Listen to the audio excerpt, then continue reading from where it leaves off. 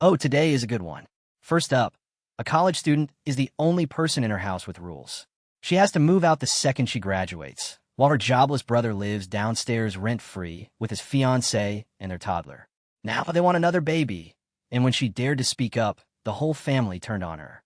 Then, a mother-in-law shows up unannounced at a sick kid's house and starts dictating what the family can watch on their own TV, while the husband sits there completely useless. Let's get into it. Picture this. You're grinding through your final year of university, running on no sleep, and you're the only person in the house who's expected to follow the rules. So, for context, I, 22 female, am a full-time student heading into my final year of university to get a bachelor's degree, and I still live with my parents. I can't move out yet because I cannot afford anything. I live in a place where housing prices are through the roof. However, my parents have a rule that I can stay at home only as long as I'm going to school, and once I graduate, I will have to move out. Apparently, this rule does not apply to my older brother, 24 male.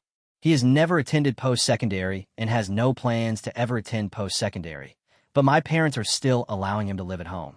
He doesn't even have a job. And to make matters worse, a year ago, my brother had a child with his girlfriend, now fiancée, and the three of them now live downstairs in a suite. Our house is large, but nowhere near big enough to hold 5 adults and a toddler. Their child is a sweetheart, but like all children, he cries a lot, and even at a year old, he does not always sleep through the night. I'm a very light sleeper and get woken up when he wakes up and cries. For an entire year, I have rarely slept through the night uninterrupted. It's been much worse the last couple of months as he has been teething and feeling sick, and he likes to scream at the top of his lungs until he turns blue whenever he is upset. And despite living downstairs and having all the necessary amenities, the three of them spend a lot of time upstairs.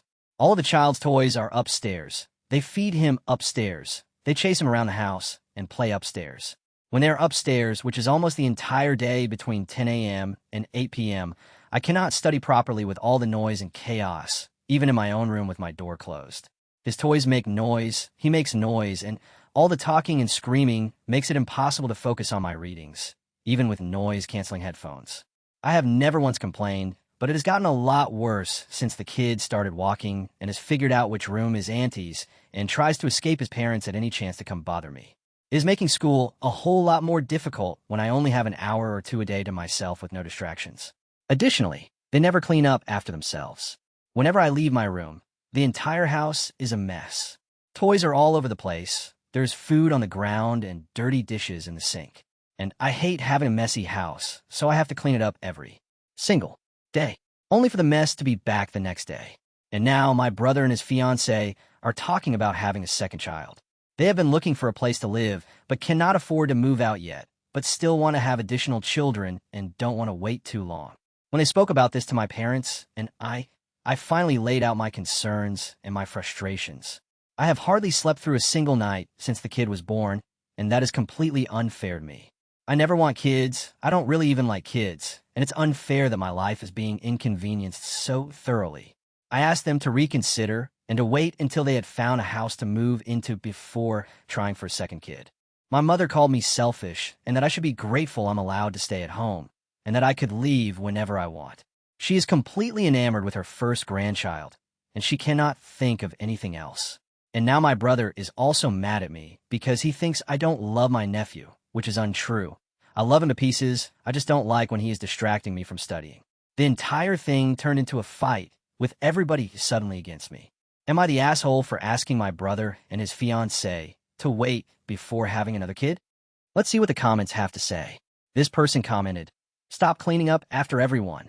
Your parents are probably excited about another grandchild because they don't realize how lazy and messy your brother and his girlfriend are."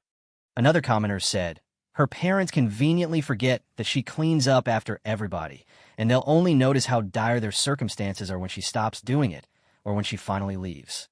Let's be real here. She isn't banning anyone from having kids. She just asked them to wait until they can actually afford their own place. The people living rent-free, jobless, leaving a mess for someone else to clean every single day, do not get to call her the selfish one. Reddit didn't hesitate for a second. Not the asshole. If you're enjoying these stories so far, remember to leave a like and subscribe for more. Imagine settling in for a quiet movie night with your sick toddler when the doorbell rings, and it's the one person guaranteed to turn your living room into a courtroom.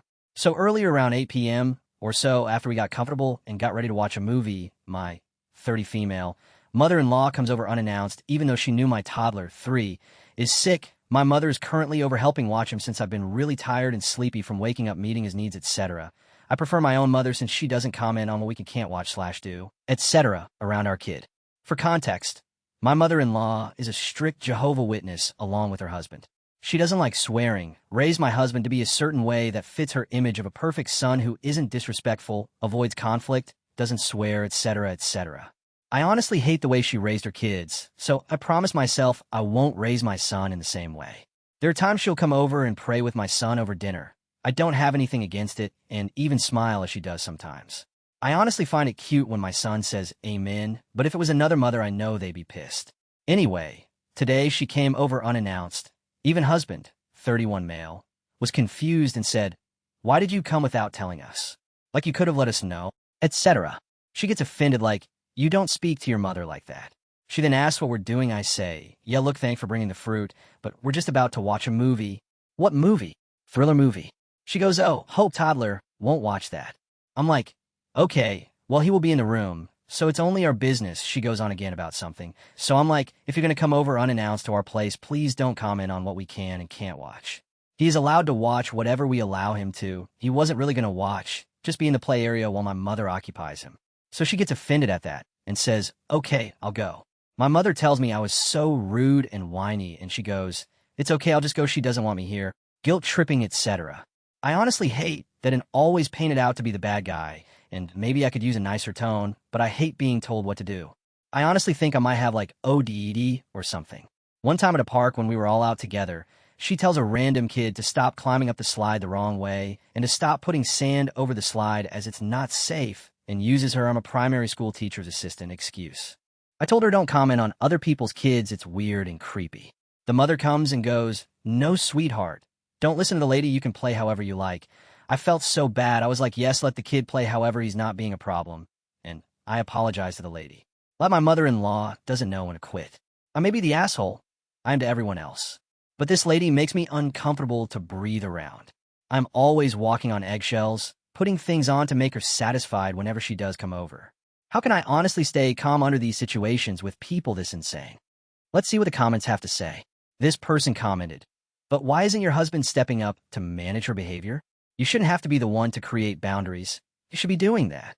Another commenter said, "Her husband asked why his mom showed up, but the second the mother-in-law got offended, he completely vanished and let his wife take all the heat. He needs to shut down that guilt tripping, not her.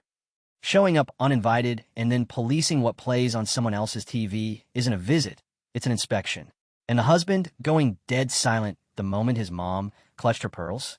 That's the real problem in this house." The comments were unanimous. Not the asshole. What would you have done in this situation? Let me know in the comments. And that's a wrap on today's drama. 2 posters, 2 families completely losing the plot, and one big question for you. Did Reddit get these right? Or did they let somebody off the hook? Drop your verdicts down in the comments. I actually read them. I've got more unhinged stories lined up for next time, so I'll catch you in the next one.